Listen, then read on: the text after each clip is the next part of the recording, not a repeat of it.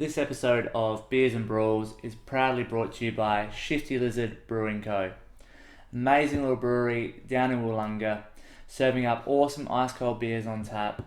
They also have a kitchen that has amazing burgers and chicken wings.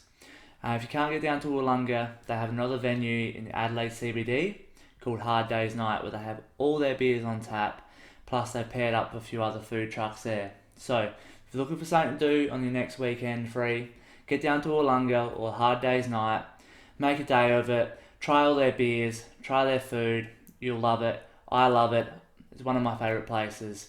So, cheers.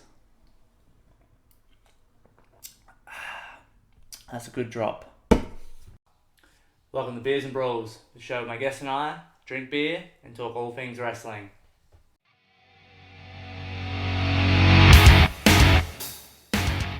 I'm your host Jared, and thank you for joining me on another huge episode of Beers and Brawls.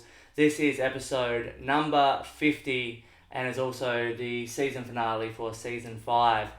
Now, we've got a special treat for you guys. We're kicking it back right where we began episode 1 with one of our probably most popular guests that we've ever had on this show. But before I introduce him, shout out to our sponsor Shifty Lizard, keeping us hydrated throughout this episode.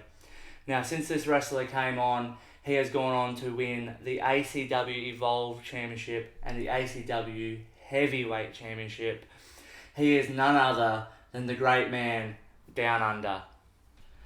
Downunder. There you go. Welcome back to the studio. Welcome back to Beers and Brawls. Mate, after having me on the first episode, I'm pretty bloody surprised that you didn't get kicked off of YouTube after that. So, congratulations on 50 episodes. I think a bit of the success can probably be attributed to the high ratings of the first episode, but I'm sure you put some effort into it, mate. No, I agree with that, mate. I do appreciate it. You did get us a lot of views and a lot of lawsuits that we had to just, tie over, but that's okay. We got out of trouble and we kept moving on, and now, episode 50.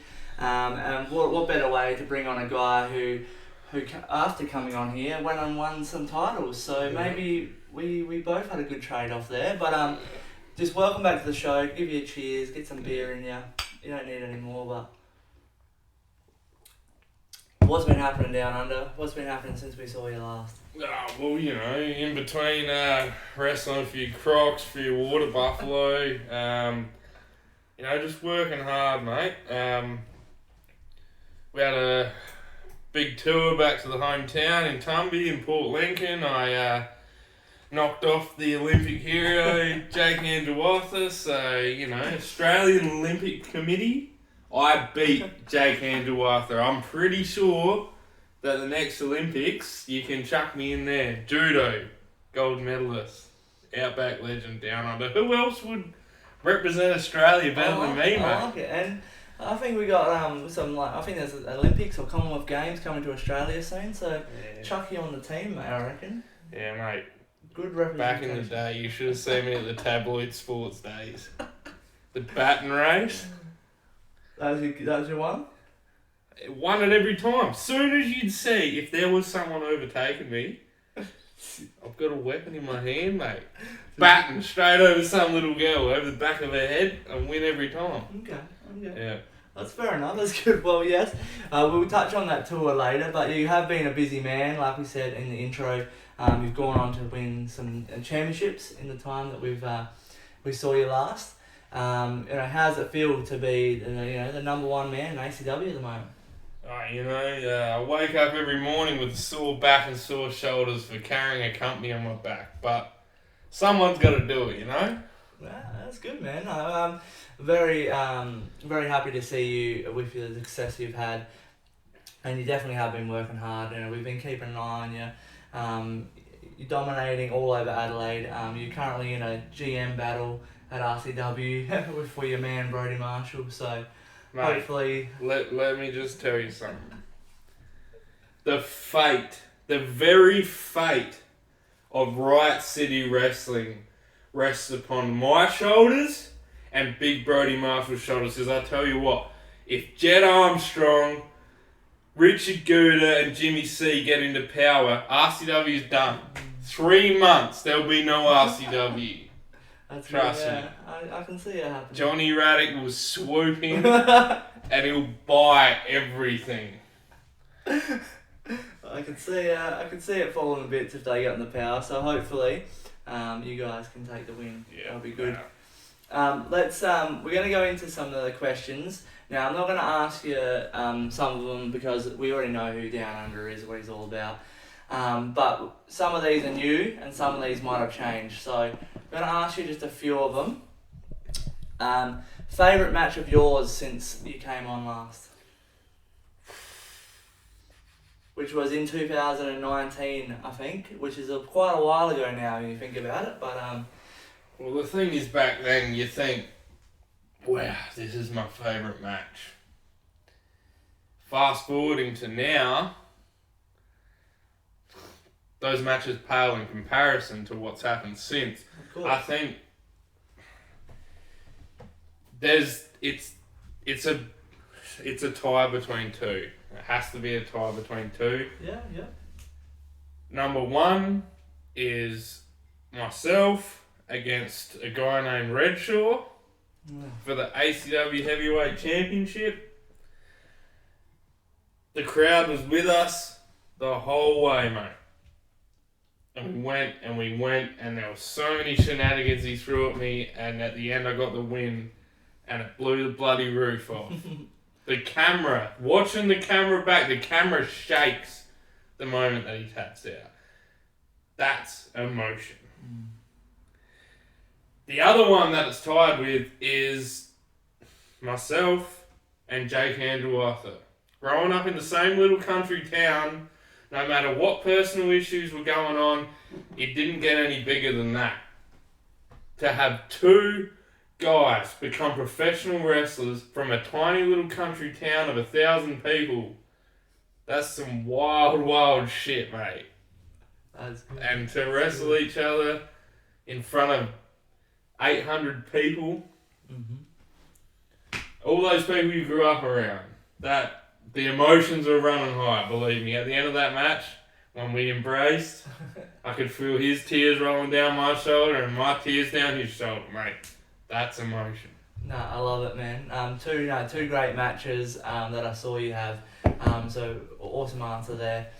Who's your current dream opponent in Australian wrestling, if you have one? You've done a lot, so you've wrestled a lot of people.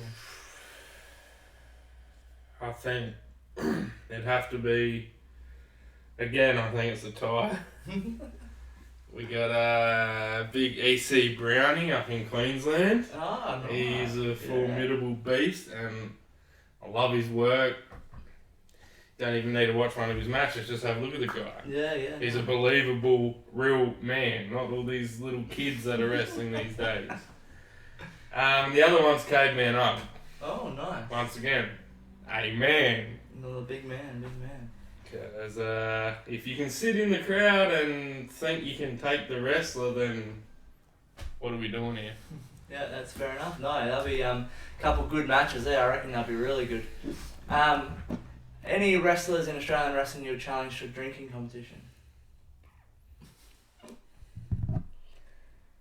Do I challenge someone that's going to be easy to beat or someone that's going to be a challenge?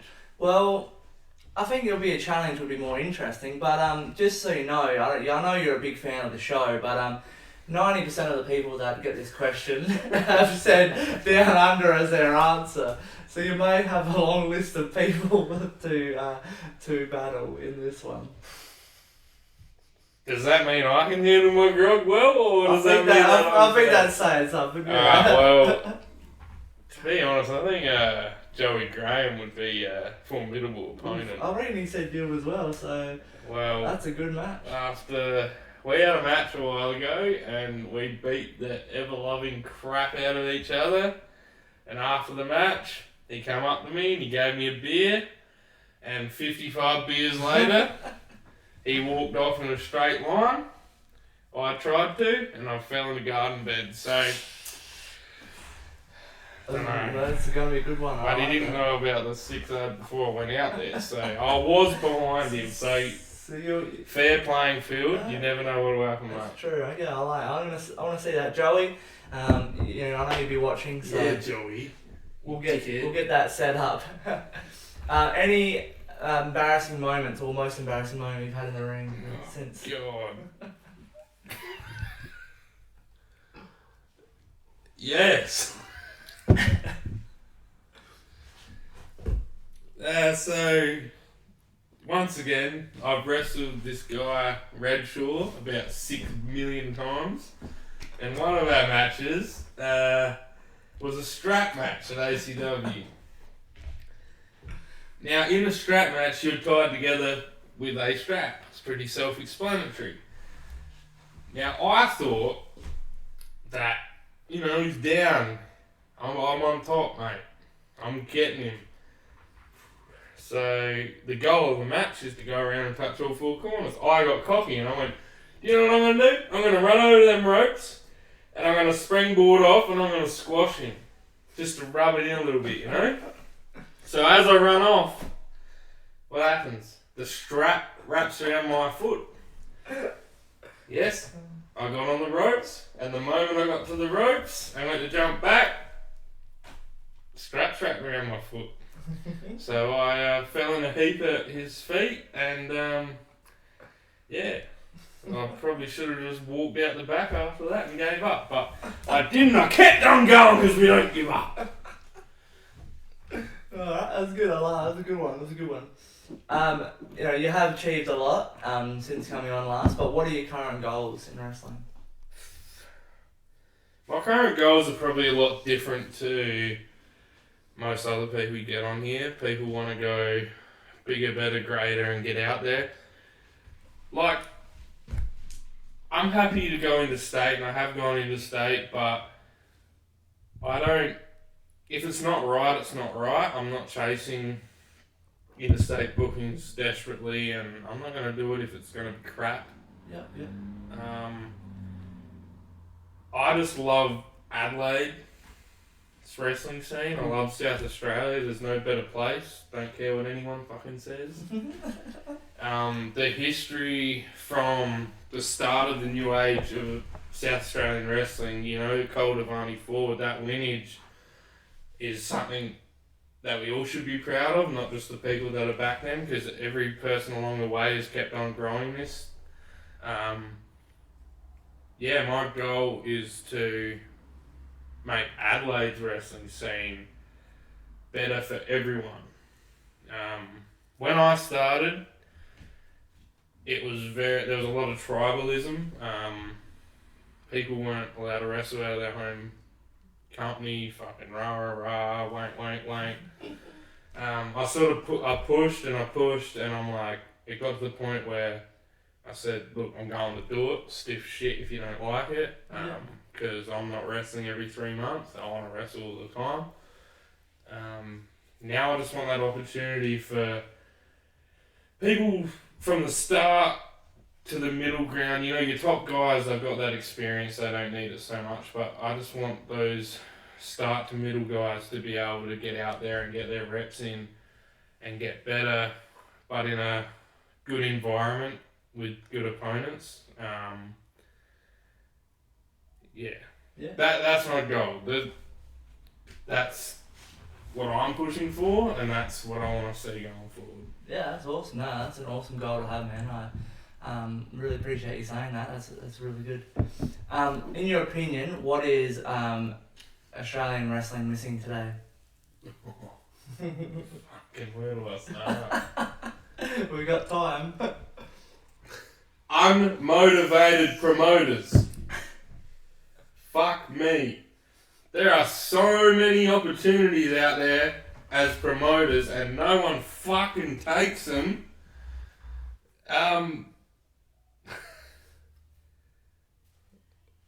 Look, we all know, we've all seen it. Look at fucking Slam in Canberra. For fuck's sake.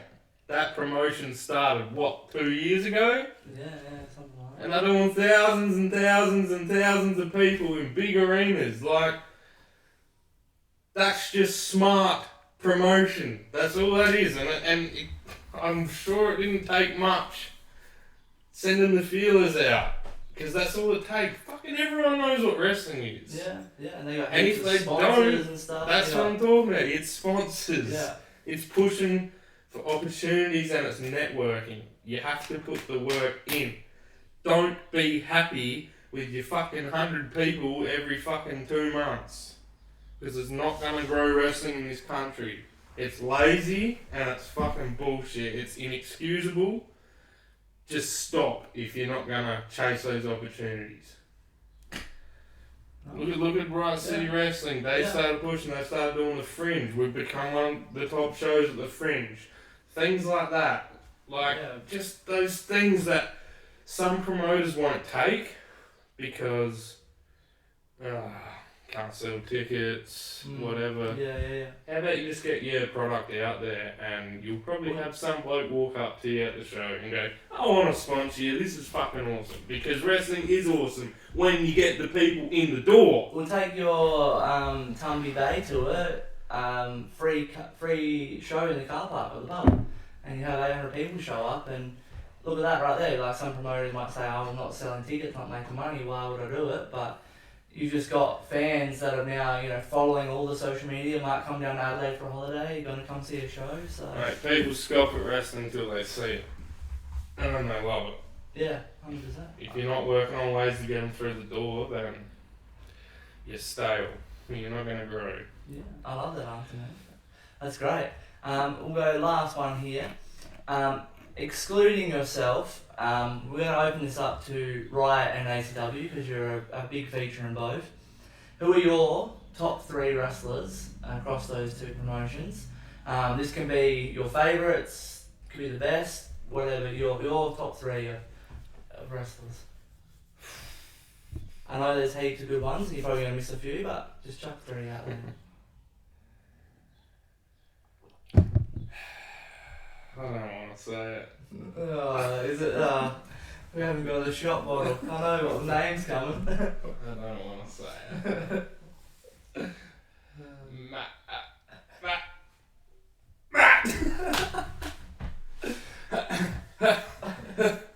Hey there! You're right, you survived that one. Moving in wrestling is smart and he's got a good mind for the business. Anyway, move on. I think Matt Basso, in a main event setting, no one can touch him. Yeah. And I mean that purely in a fucking 20, 25 minute, 30 minute main event. His timing and his pacing and just no one can touch him. His brain gets it. Yeah. And whoever's he's in the ring with in those main event settings is gonna follow and he's gonna lead them and no one can touch him. Yeah. The other one I will mention is someone that is not a great in SA wrestling right now, but he's undeniable, is Kaitoa. Yeah, nice.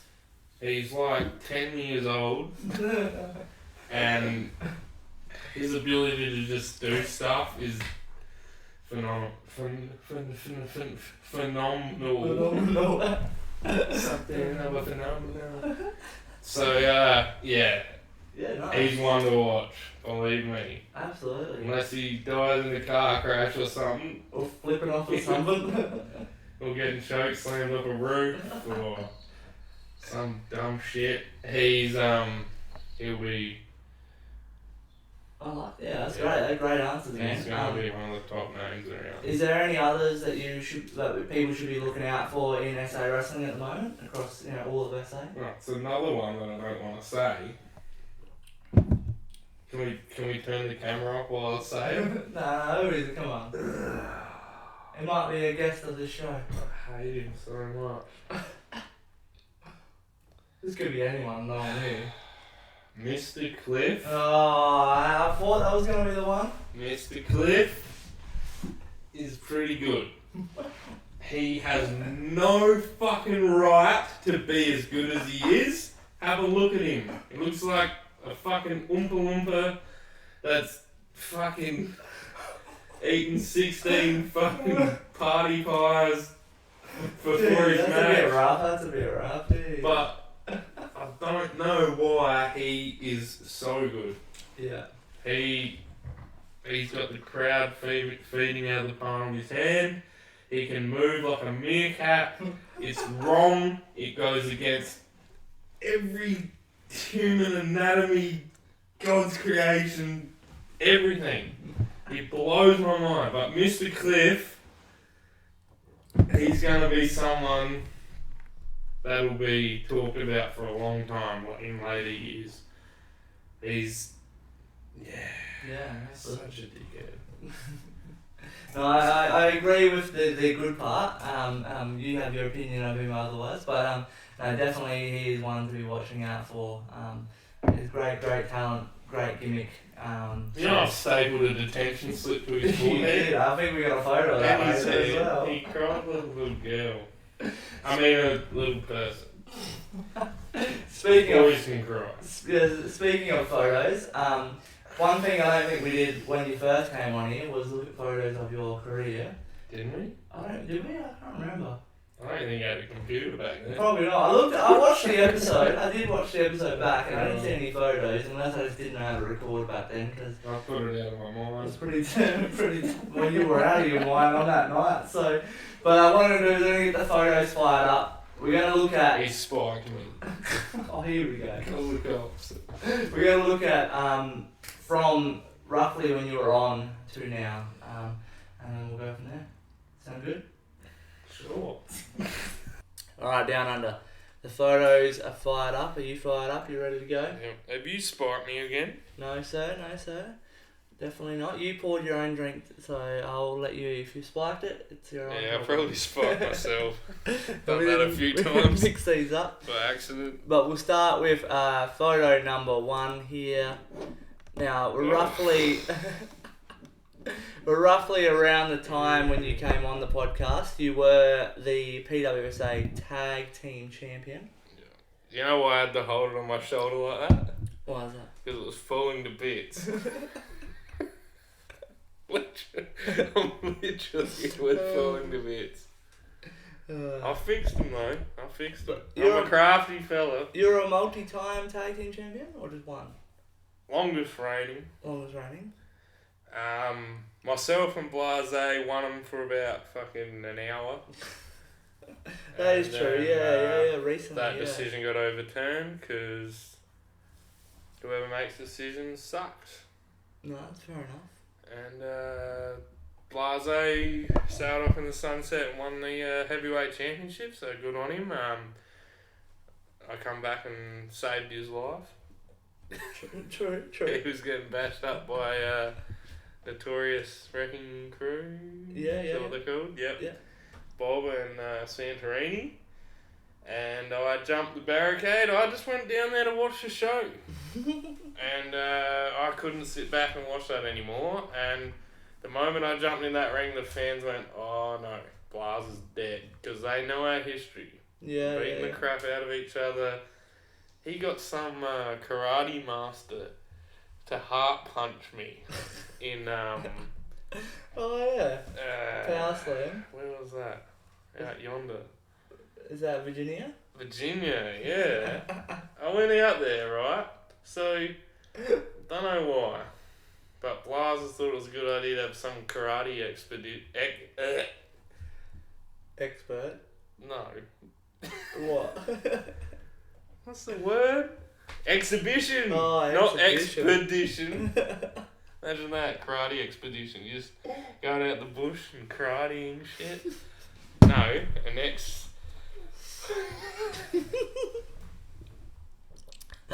whatever it is. Anyway, there's all these kids in the ring, right? Doing karate shit, yelling.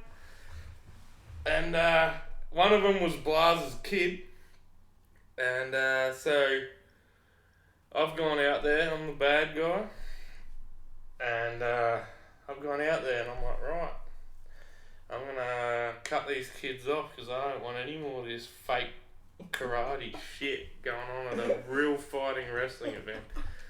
I went out there and I got in the ring with the microphone, right? and there's probably like 10 or 12 kids varying sizes from maybe 8 to 14. I've got in there, I'm like, oi! Oi! And I swear to God, their eyes did not even move to me. They were that focused. Oh my God. And they wouldn't stop. I gave up, I got out of the ring, and I'm like, alright, I'm just going to wait out here, because apparently this karate shit's just going to keep on going on and on and on and on.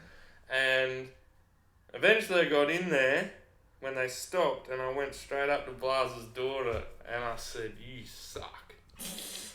And I'm like, you going to cry? Cry! Cry for me! And this 12-year-old kid stood forward, and I've never been more scared in my life. The way he looked at me, he could. I was like, I'm fucked.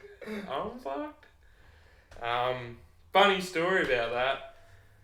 Backstage, in the locker room, before the show, the big karate grandmaster Splinter come back there, and with the inside baseball, we went through the spot, and I said, yep, cool, I'll grab the chair. You grab the chair out of my hand, turn me around, and whack me. And he's like, yeah, cool, I've been doing this for ages. I'm like, I'm real good at pulling my punches. Yeah, cool. And I'm like, well, let's just go through it and see. Pulling his punches was like, I thought my heart stopped. And this is before the match. He's like, wah! And I'm like, and I'm like, mate, was that pulling? Was that pulling your punches? I'm going to go out there and wrestle now, and you've just stopped my heart. Oh, shit. So, when it came to the time for it to happen,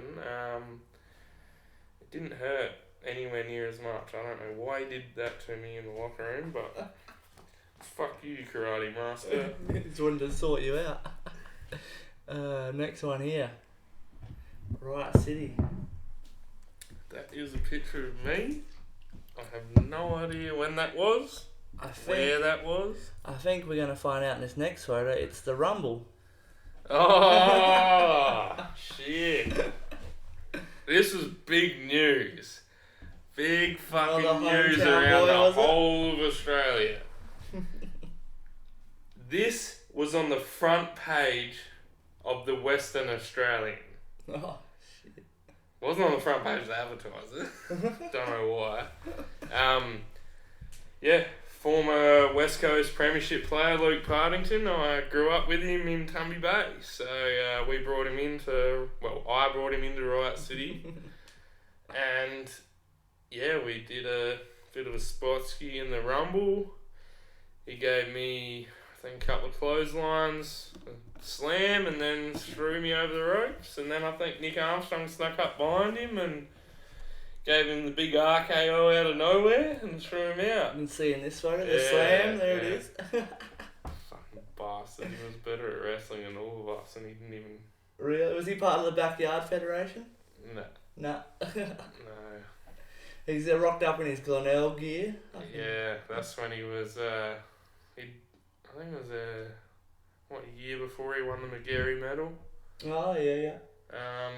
Yeah, he's back this year. Yeah, I saw that, next year, Yeah, I saw the announcement. He's a school teacher, so he's been teaching up in Darwin for a couple of years. Oh, okay. I think he's been playing a bit of footy up there, but yeah, coming back Adelaide and back in Glenelg, just like that, because he's a fucking gun. Glenelg's going to be a good team this year, wow. Mate, he was one of the biggest lost opportunities in the AFL, and that's not being biased. He constantly got chastised for his size, but as a midfielder as he was, fucking, you can't catch him, then why does his size matter? Yeah, exactly. His performance spoke for itself. I'll never understand the politics of that bullshit. It's fucking good. It's undeniable. No, it's good. And very good moment in the Rumble though. And he went through a lot of heartache and trouble, going into his AFL career. He's dad got killed in Roxy Downs underground in the mine, and yeah, not long after that he's in the AFL, and he put his fucking nose down, bum up, and just fucking went for it, and I'll give him all the credit in the world. He's a good man. Yeah, absolutely. Good man. Absolutely, no. Great story there for him. He's one of your rivals. Mate, he's one of my favourite people to be in the ring with. Dean Brady, whether it was back here when he was boring as batshit, or now when he's just fucking at an elite level on every aspect. He's got the whole package finally. As far as his in-ring work and working with him, there's no one fucking better. His positioning, he's just so easy to work with. Like, just so easy. I think for me and my style of who's been easiest to work with, it would be him, Nick Armstrong, and Joey Graham. Yeah. Nice. Just for you're going into a spot and like, you might have just called something and they're there. They're just always fucking where you need them. Like, as a mechanic, he is just fucking sensational. Yeah, I can't say enough good things about him as a wrestler. For a long time, he was so fucking boring, and that's what let him down. There's another photo of you and him here. Oh, this match. This match is one of my favourites and one of my worst. Was this at the Fringe or where was this? Nah, this was at HQ. Oh, HQ, yeah. Battle for Supremacy. So what happened in this match is he had dislocated shoulder, as you can see. Yes. You love dislocating people's shoulders. He slammed it back in by himself because he's so fucking tough. But I thought, because I was, this sounds so stupid now, but I was taunting him for taking protein powder and stuff, which, you idiot, don't look after your body.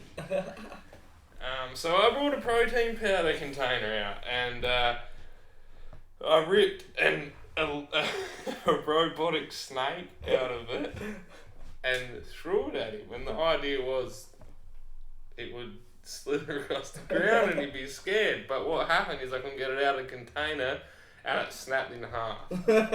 So then I threw half of a plastic steak at him on the biggest show of the year.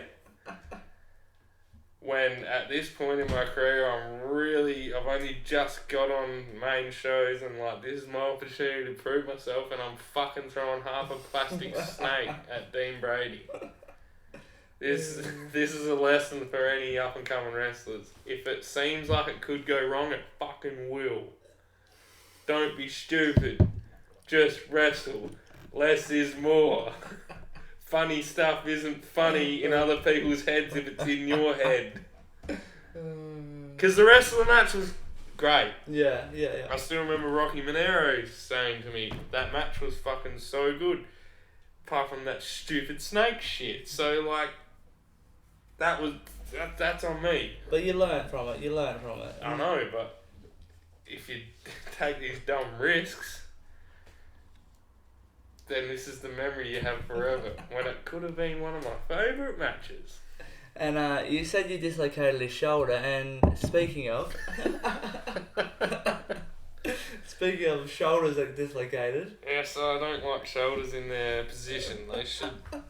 I've got OCD when it comes to shoulders. When I look at them and I look perfect, I cannot handle it. They have to be dislocated. Recently inducted into the SA Hall of Fame, Axel Impact. The 100% most nicest, genuine human being in Australian wrestling. I fucking challenge you to tell me anyone who is more nicer. Yeah. He's a man. He's another one. I don't know why I didn't put this on the list when I said Nick Armstrong, Joey Graham, Dean Brady, because this guy, just a fucking breeze to work with. Yeah. On this unfortunate night, gave him a spine buster. And I went to run off the ropes to, I can't remember, do something.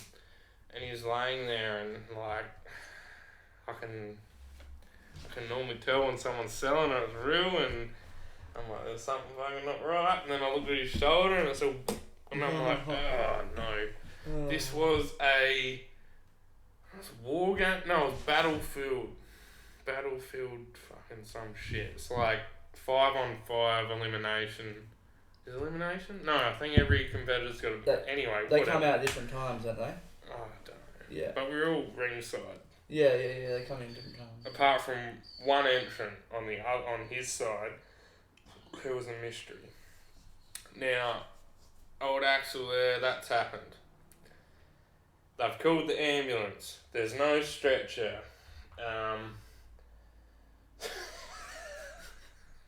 So, the sound and lighting guy and the commentator have got a plastic trestle table, put it on the side of the ring, and put him on this trestle table. I'm not shitting you. Then, instead of going out the front door, where it's a flat floor, they've tried to walk him up the stairs on a plastic trestle table, like he's not going to slip off. And then got him halfway up, and he's got his feet down, holding himself up. And then they go, no, we'll just take him out the front. And luckily, Mickey Fortune and Zach Sabbath were in the crowd, someone with some brains that could help out. And I still, to this day, I felt so bad. I was like, oh no, this is so bad. And Mickey Fortune looking at me in the eyes from the crowd and saying, and I'm like, yeah, this is real. This is real.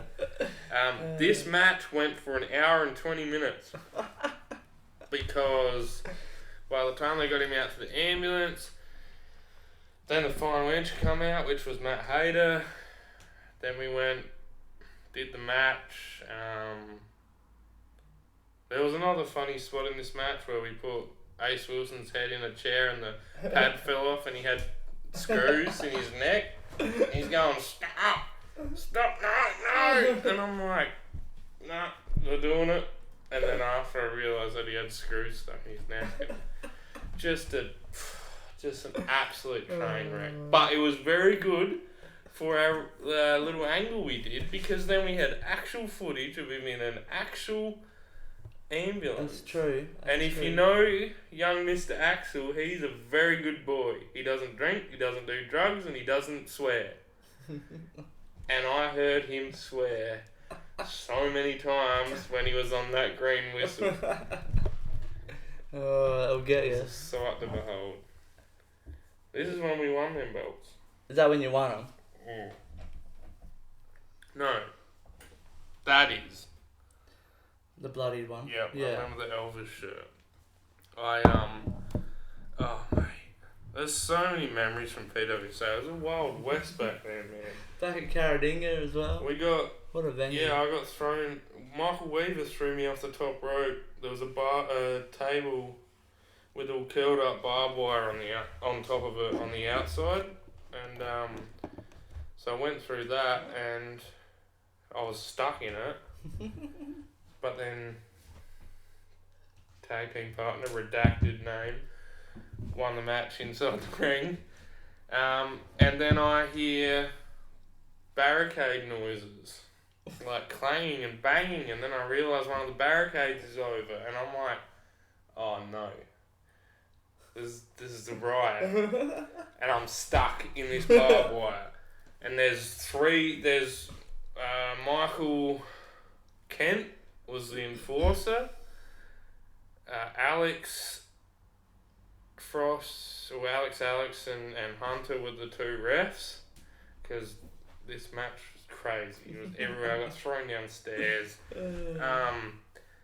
They had to come up and pull me out because I said, get me out. Like, if I'm stuck here, I'm vulnerable. Yeah. There was yeah, some guy got punched in the back of the head as soon as we won for cheering for us. He went over the barricade. He was actually one of the wrestlers' dads. People started punching on in the crowd. They went over the barricade. The cops were called. Some animal smeared fecal matter on the wall in the toilet saying FUCK V&D. Jesus. Yeah, it was wild. Craziest thing I've seen in a wrestling ring. Wild West of PWSA. Spinebuster. Oh God, I hate this guy. Your favourite? That. Is that in the old gym? I reckon it is, yeah. Is it? Yeah, I reckon that's in the old gym. If I'm not mistaken, I reckon before this match started, we were guests on Jimmy C's C-section. Oh, okay, yep. Yes, and yeah, we got in a bit of a argument, and then I think I kicked Jimmy's stool over, and Matt Hayter had a cry about it, and then we had a wrestle, and yeah, nice. It was one of them matches. Yeah, that's the same match. The tag team match. Yeah, that was the Falls Count Anywhere. Yeah, that match was crazy. I look back on that. I think it was on my 12th or 13th match. This was. Really? And we're doing shit that someone that's been wrestling that long should not be doing. I still remember the start of the match. I had barbed wire wrapped around my chest with my funny over it, like Mick Foley WrestleMania 22. Jake speared me. I couldn't get the barbed wire unwrapped. He come back, punched me in the face with the barbed wire. I was whipping him in the back with it in a circle, and I still remember doing it. And as I'm pulling back, his back skin's lifting up with it. We waterboarded him to the point where he like legit freaked out. We rubbed lemon juice and salt in his back after whipping with barbed wire. No. I put vice grips. I clamped vice grips on the back of Michael Weaver's arms that were there for 10 minutes. It was far out. Seemed cool at the time, and it is cool to look back on. But for the time I'd been wrestling and the matches I'd had, it's pretty wild to look back on.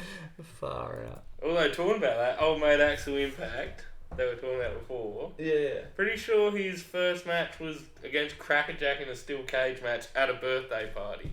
What? So talk about fucking out of your fucking depth. Jesus Christ. Yeah, crazy. You got Havoc. Yeah, that was the first time I wrestled Havoc. I was pretty honoured to have this match, to be honest, because once again, this was pretty early on in my career, and someone that, you know, when you're on the outside looking in at Australian wrestling, I didn't know much about Australian wrestling. I just thought, you know, Australian wrestling is shit. Like back then, from what I could see on the internet, it was just meh. But one of the names that I saw was Havoc. Like, that was one of the names that was just there. It was always there. Yeah. So I knew he was like a mainstay. And then as I got into the business and learned who the fuck he was and what he'd done and how important he was to South Australian and Australian wrestling as a whole, then getting to have this match, it was really cool. Yeah. Really, really cool. Yeah. And then, I've been in the ring with him a fair few times since, and every time it's just breeze. Nice. He's a consummate pro, and he just gets better and better. Oh, he's gotten better. Definitely gotten better. I don't understand. Current national champion at Wrestle Rampage. He's crazy, man. I don't understand. He's getting better with age. It's ridiculous. Now this has to be one of my favourite storylines ever. Jimmy C in the jar. Not to put myself over, but I still have people interstate wanting me to come there and do this with them and bring their stable into Down Underworld. This was one... I'm pretty sure it was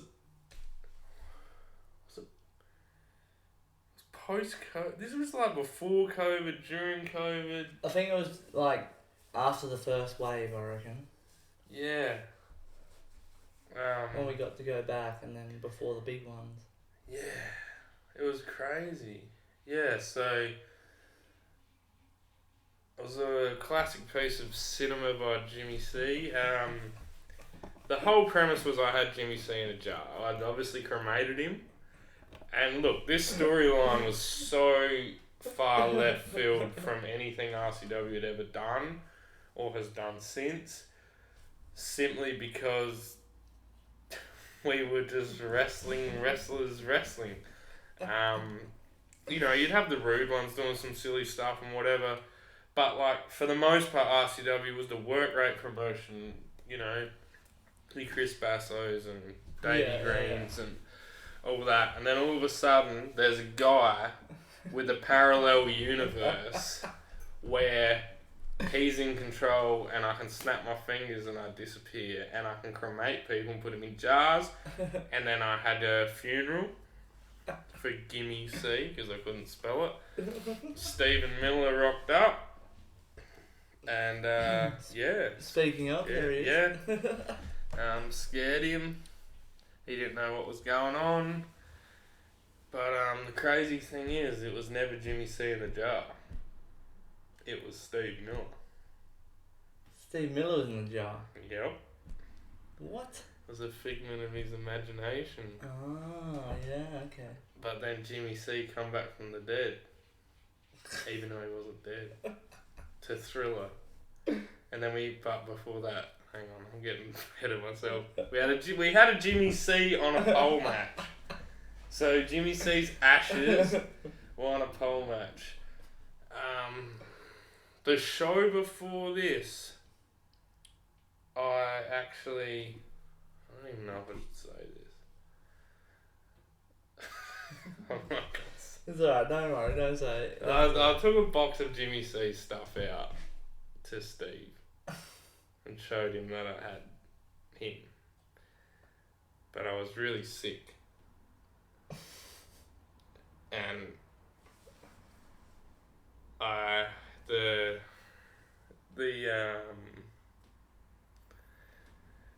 the medication I got prescribed for having this ridiculous sinus and chest infection I wasn't allowed to drive on it and sort of knocked me around a bit, but I wasn't wrestling, so I was okay. I was just coming out and doing this promo. And I swear to God, I do not remember going out there. I remember coming back and Matt Hayter walking up to me going, "You okay?" And I'm like, "Yeah." No shit, I do not fucking, I do not remember being out there. It's the craziest thing ever. And look, don't get me wrong, I don't do drugs or drink before I go in the ring. It was crazy. But yeah, then when we had the match, Jimmy C on a pole, just as it looked like I was going to win, all of a sudden, Thriller, and Jimmy C come out, did a zombie dance because he come back from the dead, from Down Underworld. Nice. And people have been back to Down Underworld since, but I feel like it's never been as good. Hasn't been as good, no. This was the best. Especially when Matt Hayter went there. No, he's terrible. He's a dreamer. He doesn't know what he's doing. He Speaking of you, mate. Oh, God. Nice of you to take a photo of a fan there, mate. This was after a tag team tables match, myself and Redacted versus Axel Impact and Redshaw. Oh, look out. Yep. That was another pretty brutal match actually when I think about it. I think Redshaw was zip tied to a ring post for most of it. And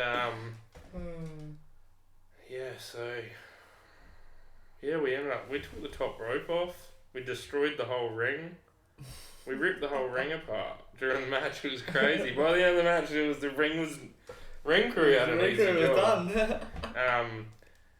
the biggest injury I got from this match was I took a 3D from Actual Impact and Redshaw, and as Redshaw went to grab my head, his thumb went, no, wrong, I'm wrong. Redshaw pushed me up, and as Actual Impact went to do the cutter part, he put his thumb so deep in my eyeball, I swear he split it in half. So I went, ah! Which has then sent me head first through the table, and he's just bumped off. Anyway, still cool. So cool. Fully sick. Down Undertaker. Oh, mate, that's my favourite wrestler right there. The entrance for the Jimmy C on pole match, was it? Yeah. I've been down Undertaker a few times. So there was this time, and then there was the Rumble at Arkabar. That was around Halloween time, so did that. And then in Tumby Bay, I wasn't really down Undertaker, but I come out it's the the American Badass. on a Harley. We got photos of that. We'll get to that one. So, We're down Undertaker. Look at that team. Look at that team. Mate. What a team. Imagine meeting that trio in a dark alley. You wouldn't last long. Tony Toro would be like, Nick would be like, and I'd just be there like, I don't know these guys. What a team. Tony Toro, come back to wrestling. You're the man. Lance Storm's favourite trainee. Buddy, yeah. Nick Armstrong.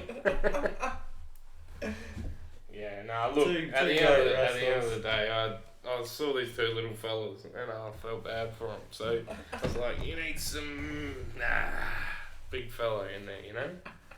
Come down there, help you out. Oh, shit. Is this your special move or is this a Swanee? Yeah. This was a move I did a while back. And I don't know if you heard of him, Adam Brooks. Yeah, a little bit. He messaged me and he said, mate. We said, hey, mate. That swanton you did at Beer and Barbecue Fest was so good that I'm not gonna do it anymore.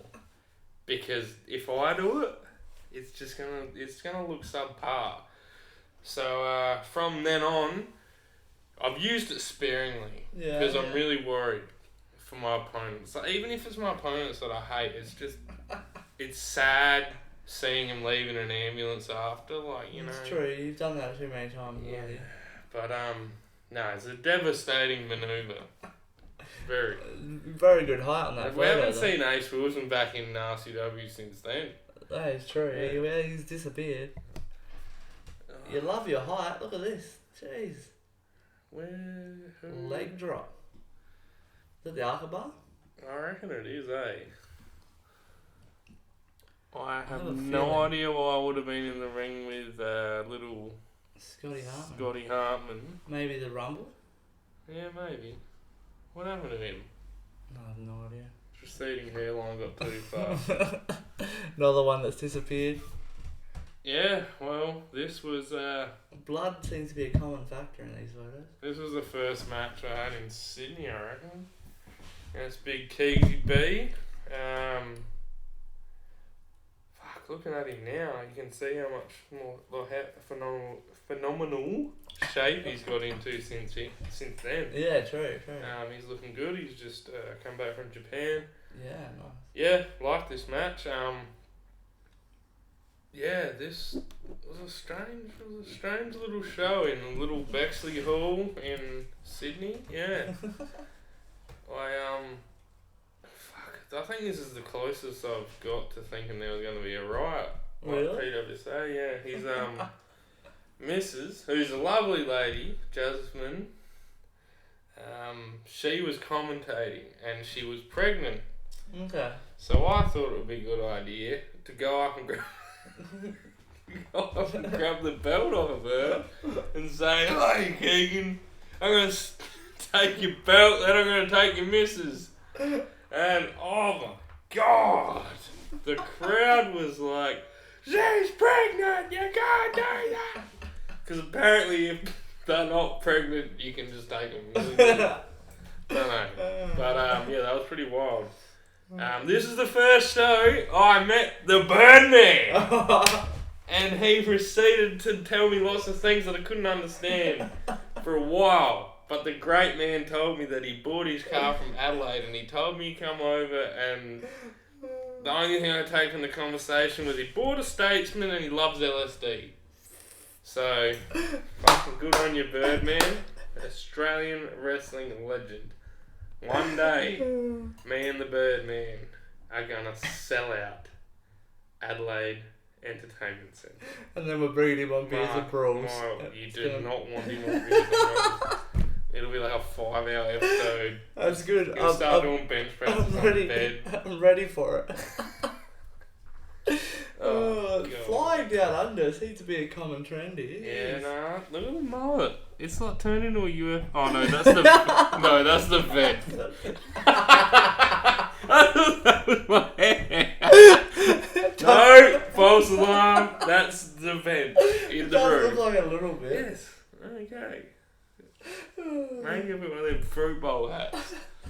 Yeah, this is the Flying Emu. I've just named it. Then on to Malachi Slick in one of the most disastrous ladder matches I've ever been involved in. I think the cable dropped. I still got the... Didn't drop as much as the next one. Next time this happened. Where you could just probably just walk up and grab it. I did this. I squashed poor Malachi. He's a good fella. But, you gotta win the match. Yeah, that's true. And you put him through a ladder, why not? Yeah. Evolved champion. Yep. What's that? That was after my massive victory over Jesse Handy. Where he laid down and I put my foot on him. Because he was a good boy. Good boy, Uncle. Is that your first... That was your first singles title, yeah? Is that your first singles title? Yes. Maybe? No. I can't remember. When did I win the Power Slam belt? I think that was after. Yeah. Yes, then. Yes. Nice. You are correct, sir. We do our research. It's a big belt. It's a huge belt. It's bigger than this one. I lost that belt on purpose because I was sick of paying for a fucking forklift to put it in the back of my car every time I went home. I had to get new shockers and it was a nightmare. I thought about getting a trailer. The trailer for the belt? Just to tow it around. It's a good looking belt. I like that. Oh, this fucking... There was this girl that come into RCW for a cup of tea. She had potential. It's alright. Had potential, but it got to the point where I was like, look mate, you're not getting any better. So you probably just, it's best you give it up. So she gave up on RCW and then, this guy called Sean Hickenbottom picked her up and took her to Florida.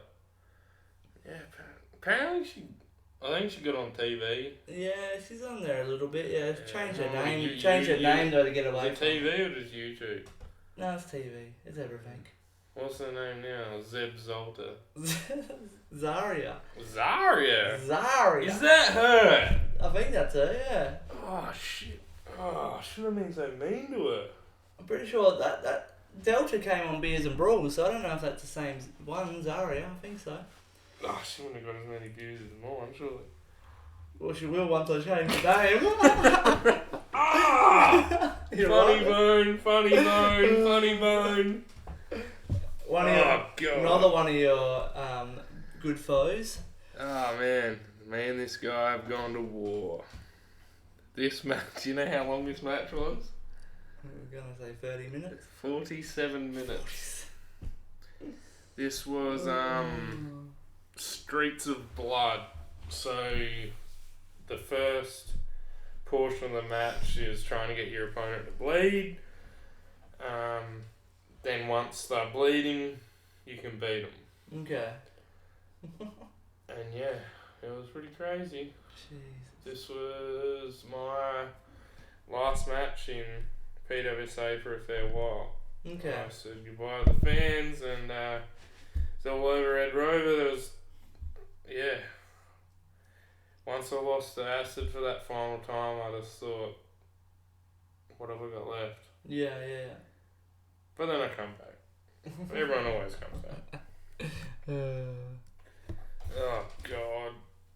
Deathmatch Down Under.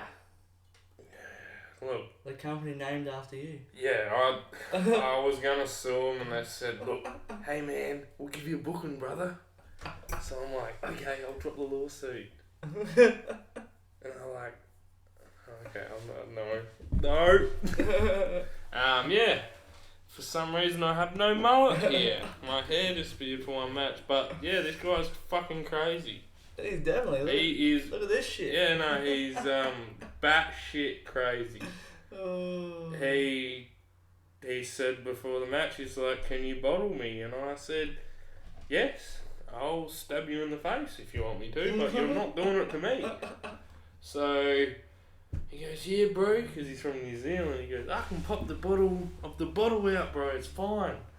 I'm like, yeah, cool. But if it doesn't pop out, I'm still smashing you over the head with the bottle because you want to do it. So fucking, you better make sure that bottom comes out. Sure enough, it did. And then he proceeded to grab the neck and stab me in the forehead with it. And then I got suplexed through this barbed wire. That was huge. This is in Melbourne, and I hate hospitals. I hate waiting. I hate lineups. I hate emergency rooms. I'd just rather die sometimes than just wait in an emergency room. So when we went through that barbed wire fucking contraption, yeah, we've gone down. I felt a little tear through my back and whatever. But I didn't think I was cut too bad. And they've got these helper guys around the ring that move shit and whatever. And I hear one go, call the ambulance. I'm like, dude, I grabbed this guy and I said, do not call the fucking ambulance. I'm not waiting in the hospital in Melbourne. And he's like, what are you talking about? Are you right? Are you right, man? And I'm like, yes, I'm fine. Yeah. Then after the match, I found out it was actually someone in the crowd right behind the barrier yelling out, call an ambulance. And I'm worried this guy's going to call an ambulance because we got told before the match, if it gets too bad, we're calling an ambulance and there's nothing you can do about it. Really? So I didn't want to call an ambulance. I don't want to wait in a line. No, that's fair enough. So yeah, I remember this. And then you started choking him with barbed wire. Yeah, no, it was in his mouth. Oh. And then it got caught in his beard. So then he was trying to walk around with like a big heap of barbed wire hanging off his face. Yeah, it's really crazy. Double champ. Yeah. Look at that. Look at the neck. It's nearly as wide as the Evolve belt. That mullet's wide, Jesus. Yeah, I think Power Slam champion. yeah, I reckon beat James Cray at Mawson Lakes. Oh yeah, yes. Yep. Nice. Anyway, mate, the beer's getting a bit empty. Where are we? You got any more over there? Yeah. We'll go to the next photo.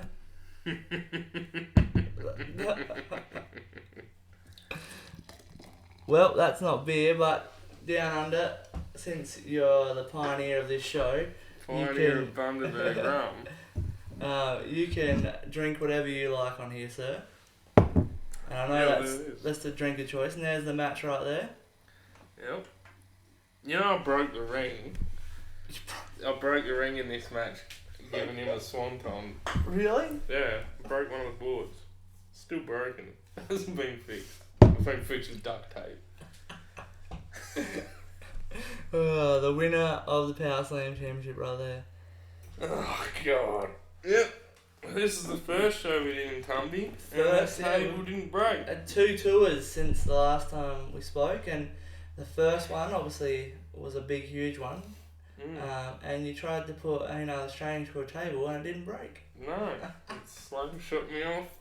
Basically did a 450 off the side of the table, and yeah. Obviously, we just went, RCW just went back to Tommy Bay recently, but what was it like to do that first show there, to finally, take it back there, wrestle in front of your home crowd? What was that first show like? It was crazy. I didn't think I was going to get as emotional as I did.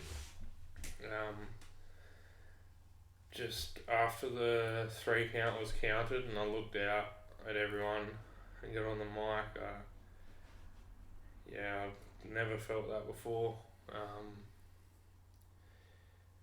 Then this previous time we went there, because obviously I'd had that feeling already, I'd had that experience. Yeah. I wanted Big Jake to come back to his hometown and experience that for himself. Yeah.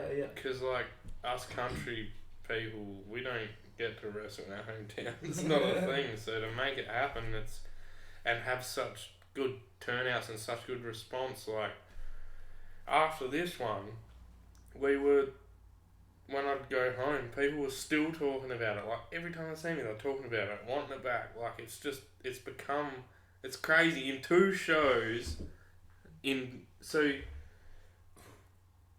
shows in 3 years. Yeah, 2 shows in 3 years. It's become, like, ingrained in the town. It's crazy. And they still remembered everyone, 2 years on, they remembered everyone, all the fans running around. I feel like I did a disservice to not running in that year between, but, me and the missus had a baby and lots of stuff was happening. Life happens, yeah. I think now, though, we're going to have to make it a point to have it every year, and obviously push into Port Lincoln again. Yeah, we ventured into Port Lincoln this year. It was good. Yeah, but this was very, very special to me. Just the sun was setting over the ring as the match happened. Yeah, amazing. Yeah, it was just... It's a good time. It's a good time. Oh, Parker Thomas. Old fitness boy from Sydney. Yes. Yep. Yeah, we had a match. Was this for the Evolve title? Yes, it was. Yeah. The crazy thing about this match is I was a very bad man back then and no one liked me.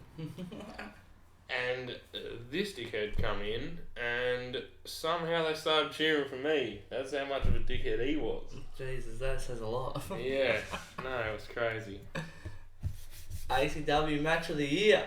Yep, that was against Felix Young for the Evolve title. Nice. And one of the most brutal matches I've been in. Not the hardcore match. I don't remember the last half. I got knocked out by a computer monitor. So, lucky it's on camera. Lucky, that's what we film the shows for. Yeah. What's going on here? Why was I standing next to Mr. Cliff? Your favourite. You teamed with him. I hate him so much. Nick's good. Nick's a good bloke. What a team. I have no idea what happened here, who we were wrestling. This is just a photo of us three. Nice. Maybe it wasn't a show. Maybe you're just hanging out down the street. Yeah. No, it was definitely in the RCW. It's in RCW gym, the new one. I don't know. No, I've got no comments. Yeah, I don't Terry know Funk. Who Hey? That's the Funker. What a man. He's the man. What a costume. Look at that. He's the man. So I went out there and, had a triple threat against Redshaw and James Sly Silver. And this was not long after... Yeah, I think it was about after he passed away, wasn't it? Yeah, couple of weeks. Yeah. Bray Wyatt as well. Yeah. And, Aina, whatever his name is, Anus the Strange. He did a big tribute to Bray Wyatt on that show as well, which is pretty cool. So yeah. Got both the legends in there. Terry Funk's bigger legend, Bray Wyatt. Yeah. Whether you like it or not, he's the man. 100%. The man. That's me yelling. It's a good photo. Yeah, nah. Someone had a massive bong over there. And I was like, breathe it in. Breathe it in. And that's why the match was so shit. Oh. Dude, where's my ring? This was very, very funny. Very funny. This match was one of the strangest things I've ever done.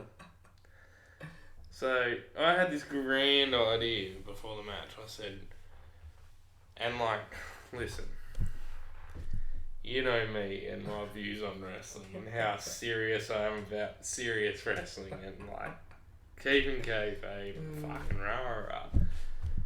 But I said, out of all the people in this match, I said, we have to do musical chairs in this match. And it was probably one of the highlights of the show, was the musical chairs. And I pulled the chair out from Tylee and she landed on a big ass. And she cracked the shits. And then I think she kicked me in the nuts and gave me a stunner or something. No, she spat beer in it. No! Yeah, she kicked me in the ass, gave me a stunner. And then they went to spit beer on each other and I ducked it because I'm smart. And they spat on each other. Oh, God. So, yeah. And that's the same match. Yeah. Leg drop with a chair. Yeah, no, it's pretty nice doing leg drops on concrete. But the Dude Where's My Ring's obviously a company that runs no wrestling ring shows in the pubs and stuff. The only good one in Australia. Yeah. The rest suck. That's Axton. He is a big fella. Yeah. He He's a is beast. so white. He's like Red Short, but big. Yeah, so this was a pivotal moment in Dude Where's My Ring history. This will be shown on the highlight packages for years to come. What happened here was... Do you remember? Yeah, I'm trying to think. You had a tag team match against Felix Young, I reckon? No. This was the next day. That's right. I can't remember. Anyway, Jared Slade, Felix Younger, and Jared Slade had a match against Harry. That's right. He won. I come out and attacked him. Axton, who was their friend, come out. No, Felix come out, beat him up. Axton come out, who was their friend. And then he turned on him. And the crowd went crazy. The whole brewery fell over. You Red 8 brewed, mate. Here's your, there you go! Ha! Sucked in entirely, that's what you get for wrestling me. Yeah, no, it's pretty funny. That's a good one, I like that photo. And we talked about earlier, stapling Mr. Cliff. That's what you get when you're a school teacher. Because school teachers suck. I never bothered about going to school. We had shows. And I never learnt how to pour a beer. So that's good. Oh, Jesus. But my writing, arithmetic and mathematication are just passable. And I didn't need to go to school. Just. And here's what we were talking about earlier, the battle for the GM. What a photo. No one, I'm not in this photo, so why are you putting, who's this? Fucking Jimmy Neutron and the Musketeer. This is the best. Yeah, this is when I went through my Musketeer phase. Gouda looks the best. Yeah, and then Russell Crowe and some barista. I don't know. It's a good photo. I like it. This is when we went through AI. Here I am, storming to the ring with purpose. Big Brody with behind you. the man behind me. make no mistake, he is the man to lead Riot City Wrestling into the future. 100%. Not Gouda. Now, this one here. What a wholesome photo this is. Beautiful. This is myself, Savannah Summers, and our baby. Jokes, that's not our baby. No, that's Michael Kent. He's the referee. Beer and barbecue match there?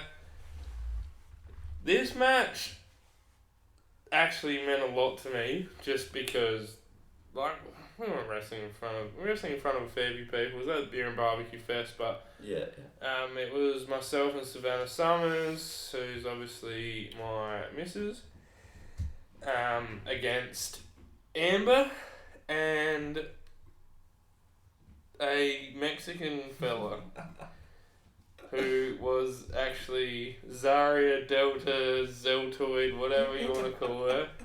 But this is the last time she wrestled in Australia, so I think this is the last match. I think it might have been, I think this is the last match in Australia. Yeah. Wow, I didn't even think about that. And that wasn't even the highlight of Beer and Barbecue. Crazy. Oh, for fuck's sake. It wasn't even the highlight. What a wholesome moment. It wasn't even the highlight. You motherfucker. Down Under was in the beer bod, or what is it, the beer bod competition? Yeah, the best cowboy hat competition. So they weren't very happy with us at all, these people. Because we got old Hannah, that's her name, isn't it? From Big Shed? Yeah. Yeah, Hannah. What a doll. She's from Big Shed Brewery. Shout out, that's sick. She came up to us and she's like, right, I need someone. She doesn't talk like that. Like, right, I need someone to go in the beer bods contest to fucking represent us. And most wrestlers aren't really beer bods, and I was like, well, I'm the closest. I'm pretty out of shape. So, me, and then Jet Armstrong, who definitely doesn't have a beer bod, because he's got no life. He just does sit-ups and has no friends. So he's got quite the six-pack. He went up and he tried to do a dance. All he did was pour piss down his pants because he's an arrogant little man. Yeah. So I went out, gave him a Stone Cold Stunner, and then did my dance, and word for word, the host said, and here he is, the guy who, in my opinion, has completely fucked this competition down under. And they were not happy. And I did the sickest dance. I did a headstand. I pulled my pants down to my feet. And I just did all the things. I did like a dick flopper thing with my jocks on. And you didn't even win. And they gave me like 0, 1, 0, 1. And I'm like, yeah, you're just pissed off because we went into business for ourselves. Because, like, what do you expect? We're wrestlers. We're going to get the most promotion out of it as possible. So exactly. And it was a highlight for everybody. Yeah. And here's the ACW champion. This is in my dungeon. Heavyweight. I love the aesthetic of my dungeon wall. It's pretty cute. But here's the moment. Yeah. The win. You know, I've lost them pants. I cannot find them anywhere. Did you steal it? Yeah, probably. I actually cannot find them, I swear to God. I've been looking for them What, for from ages. that night? Yeah, those grey ones. Yeah, like, they're actually gone. The fuck? I know. It's so weird. Anyway, how did it feel to win the heavyweight championship? I was just getting in this pose so my arms look good. Didn't give a shit about anything else. Nah, this is a bit of an emotional moment. A lot of self-doubt and work and perseverance went into this win. Obviously, I'd been around ACW for a long time. Just grinding, doing all the shows, not missing a show, just helping, just... Because, like I said before, I want Australian wrestling as a whole, and especially South Australian wrestling, to be really, really good. So, when you see, like, Riot Cities, they're here, they're good. They don't need my help. ACW, not that they need my help, but I just want them to be as good as they can be, so that, like I said before, people have got places to go that are good quality, and as a whole, we're better off as a scene. Yeah, absolutely. So yeah, this was pretty close to my heart, because they're a company that trusted me. Like years ago, when they put the gold belt on me, they let me main event a few shows. Like we had that match, that was a big show, the big Estonian show. I main evented against Felix Young with the mid card belt. So I'd had those opportunities, and to finally win the big one. Look, at the end of the day, they're just belts, but it does mean something for people to put that trust in you. Absolutely, it's a special moment. The guy that I wrestled he started not heaps long after me, Redshaw, and we've wrestled, what was it, it's like 37 times or something ridiculous, like that, and that's not an exaggerated number. So to share that moment in the ring, and just to be in the moment, and like halfway through the match, I could just feel, wow, like we've got them, and they're there, and it was just one of those matches where it just rolled on, and it was just a piece of cake. Nice. But so good. I love it. You spoke about him earlier, Joey Graham. Yeah, what a man. This is the first Estonian show after I won the belt. I was defending against Joey Graham here. This match went exactly 30 seconds less longer than the match against Redshaw, which is pretty weird. But yeah, he pushed me to my limits, I tell you. We beat the crap out of each other. Nice. We took way too many bumps. We did way too much shit. We just refer back to chapter 1 of this video. But it was great. It was really good fun, and he can do everything. He can. You just ask, can you do this? Yes. Can you do this? Yes. Just everything you can do. It's crazy. It's so good. And the latest Tumby tour. Yep, this is... Getting your rolling entrance on a motorbike. Yeah. So... Which you proceeded to ride around the ring. Which was amazing. I ran over a couple of kids, but they've got the tyre print tattooed on them as a memento. But the thing is, I forgot what I was going to say now. Thanks. That's alright, anytime. What the fuck was I going to say? But, what an entrance. I know. What an entrance. So, Rollin' by Limp Bizkit, I do a dance that I invented for that song. And I am well known for this dance. Maybe even better known for doing this dance than being a professional wrestler. Maybe even more well known for this dance than being a renowned water buffalo hunter. Anyway, I do this cool dance to Rollin' by Limp Bizkit. And everyone in the hometown of Tumby Bay knows this. So, when I come out to that on the motherfucking Harley, you can just imagine the crowd. The crowd was hard, if you know what I mean. They were hard, alright. Far from my grandma, that was right. And then, the start of the show with Jake there. Yep, this was the Australian Olympic Committee welcoming me in. No, that's Jake Andrew Arthur. Yeah, we had a chat. He smashed me over the head with the whiteboard. Then we had a match, and you can see his dick. Very well. How do you get that? Perfect lighting. You can see about Hater as well. Yeah, because Chris Basso came out and tried to give me a pile driver. And then Matt Hayter came out and kicked him in the head.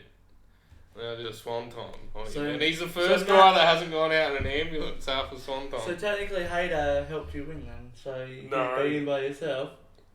I hate it. I don't care what he does. If Matt Hader gave me $1 million, I would say thank you, but you're still a dickhead. That brings us to the end of the photos down under. That's good. I appreciate you looking at those and telling those stories. They were great, mate. Alright, down under, thank you for looking at those and telling those stories. I would love for you now, everyone should know where to find you, but I would love for you now to plug any In the shows, outback. any shows you have coming up, any merch, anything like that, and obviously where we can find you. Well, we've got a show on, I can't remember the date, next weekend. What's the next? December 14th. It's not next weekend. No, not December 14th. The ACW next weekend. December the 6th or 7th? 7th. December 7th, I will be at the ACW Supernova Dome, Bridgewater, Kentucky. And I will defend this championship against any man or woman that thinks they can take it. But then we move on. December 14th, the most important match in years and years and years in Riot City Wrestling. The fate of the biggest promotion in South Australia and possibly Australia rests on my shoulders. And Big Brody Marshall's shoulders. But mostly my shoulders because his neck's fucked. If we don't win, come hell or high water, we will win! But if we don't win, RCW is gonna die at the hands of the Cheese Lord, Dr. Richard Gouda, and his Oompa Loompa, Jimmy C, and his undergrown, steroid-ridden man-child, Jed Armstrong. They're going to take over RCW, and I guarantee within 2 months, Jed Armstrong will have every belt over his shoulder and everyone will do a mass exodus and Riot City will die. But we don't want Riot City to die. No, we don't want Riot City to die. Who wants Riot City to die? Probably plenty of people, but not me. Because it's my home. And when you come into my home and try to destroy it, I will destroy you. Anyway, what's going on? It's one of the best promos you've cut in years. One take. One day was great. No, but yes, all the links to Down Under social media and stuff will be in the description below, guys. But An engagement party for links. but I did. Yeah, I know you did. You were there. I was there. You weren't It's a even great invited. night. Yeah, I know. Joey Crasher. This came from the pokies. But no, get out, support Down Under at ACW, watching Just him me. defend No one his else. heavyweight title, and obviously watch him secure the fate of RCW at RCW there. But guys, as always, give him a like and a follow. Follow independent wrestling in South Australia and all over Australia.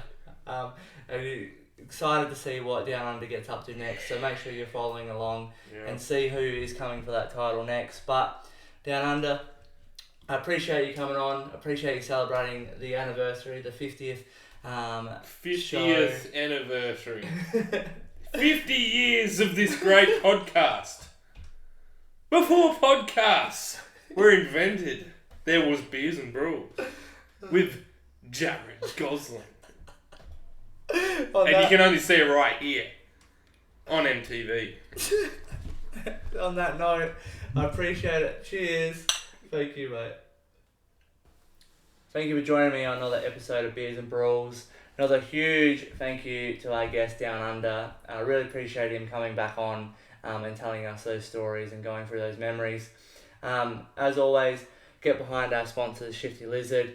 And thank you for joining us on the finale of season 5. We'll be back next year, bigger and better. I don't know how we're going to top the Down Under episode, but if we get another 50 episodes in, maybe we'll have him back for round 3. But give us a like, subscribe, all that sort of stuff. Cheers.